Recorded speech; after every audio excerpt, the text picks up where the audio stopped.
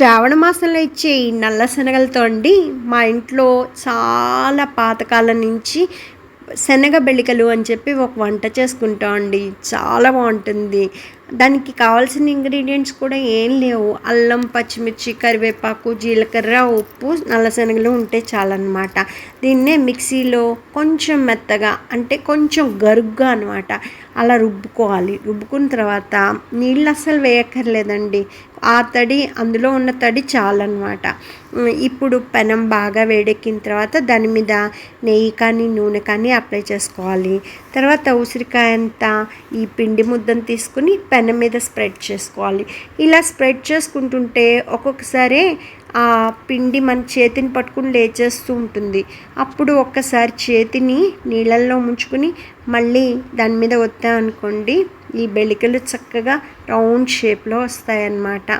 So ఇలాగా ఇంకా బెళికల విషయానికి వస్తే ఇది మా ఇంట్లో ఆల్ టైమ్ ఫేవరెట్ అండి. వర్షాకాలంలో ఈ శ్రావణ మాసంలో నల్ల శనగలతో ఈ బెళికలు వారానికి ఒక్కసారన్నా చేసుకుంటాం. అందరికీ అంత ఫేవరెట్. తర్వాత ఈ బెళికల మీదండి నేను మన కవ్వం వెనక వైపు పార్ట్ ఉంటుంది కదా, దాంతో చిన్న చిన్న చిల్లులుగా పొడిచానండి. ఎందుకంటే ఈ చిల్లుల్లో నేను కొంచెం నెయ్యి వేస్తానన్నమాట. దాంతో లోపల చక్కగా వేగినట్టు అవుతుంది ఆ బెళిక లోపల.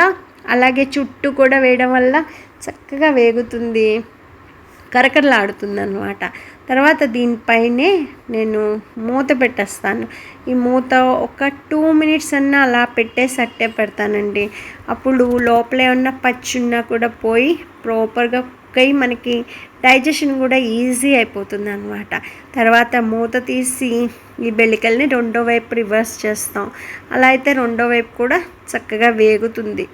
ఇదే చక్కగా కరకరలాడుతూ భలే ఉంటాయండి, నోరు ఊరిస్తూ. వీటిని కనుక మనం వేడి వేడి అన్నంలో ఈ బెళికలు పెట్టుకుని నంచుకుని ఆవకాయ వేసుకుని తింటే అద్దిరిపోతుంది. ఈ శ్రావణ మాసంలో వర్షాల టైంలో కూరలు ఇలాంటివి పప్పులు ఎక్కువ తినాలనిపించదండి. ఏమన్నా క్రిస్పీగా తినాలనిపిస్తుంది కదా, అప్పుడు ఈ ఐటము వండర్ఫుల్గా నచ్చుతుందండి. మీకు కూడా అందరికీ నచ్చుతుందని భావిస్తూ నా ఈ రెసిపీ ట్రై చేయాలని రిక్వెస్ట్ చేస్తూ, నా ఈ వీడియో నచ్చితే మాత్రం like, share, comment and subscribe అండి. Thank you so much.